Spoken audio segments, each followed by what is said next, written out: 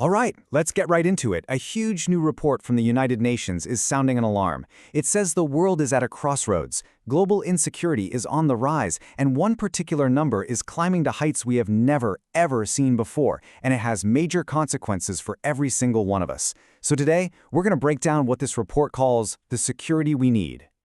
Just look at this number for a second. $2.7 trillion. That is the mind-boggling amount the world spent on its militaries in 2024. A new record. It's a figure so huge it's almost impossible to wrap your head around. And according to this UN report, it points to a really dangerous imbalance in what we as a planet actually care about. And here's the central conflict, right here on the screen. On one side, you have military spending just skyrocketing. But on the other are shared goals for all of humanity.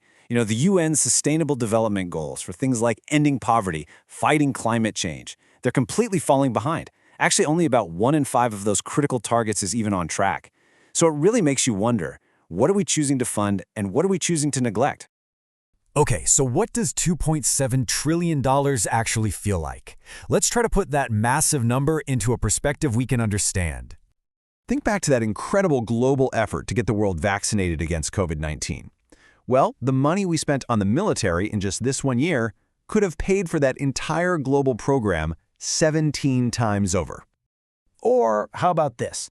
That same pile of cash is 750 times bigger than the entire regular budget of the United Nations itself, the organization that's literally tasked with keeping the peace and helping the world develop. And here's the comparison that really hits home.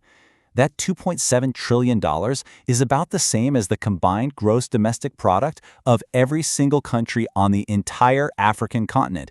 Just think about that. An entire continent's economic output for a year, spent on weapons in 12 months. And you gotta understand, this isn't just a sudden spike. As you can see, the spending has been on a relentless 10-year climb. It's been going up and up and up year after year, even as the global goals that money could be funding fall further and further behind. So this brings us to the real heart of the report's argument. What is the true price we're paying for all this? Let's dig into what they call the opportunity costs of these choices. In other words, what else could we be doing with all this money? When we choose to pour trillions into weapons, what are we giving up? What possibilities are we sacrificing?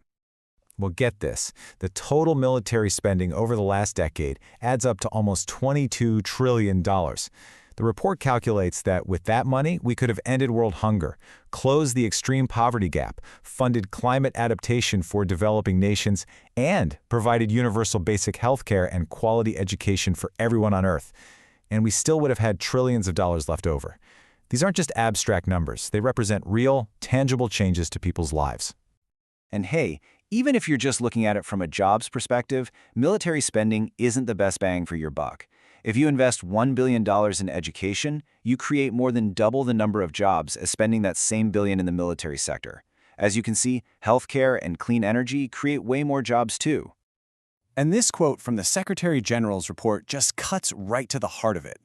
The main point is that despite all this massive spending, the world isn't getting any more peaceful.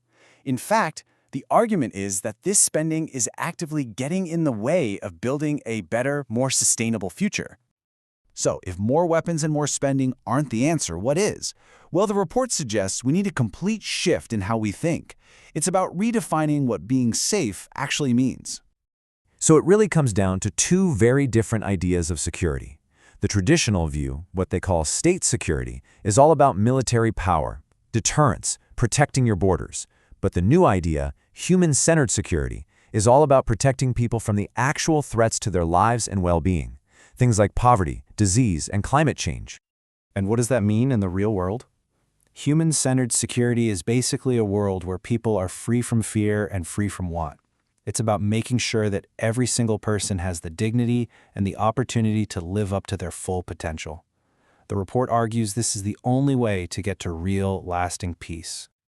Now, this isn't just wishful thinking.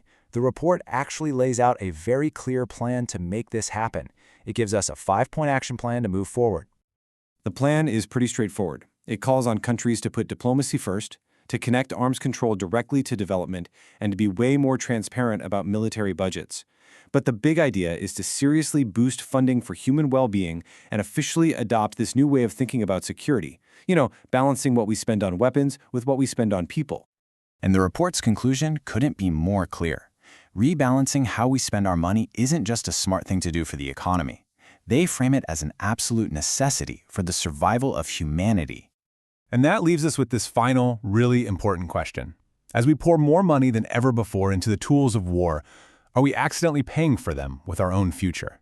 The report seems to suggest that the answer is yes, and that figuring out how to change course is the great challenge of our time.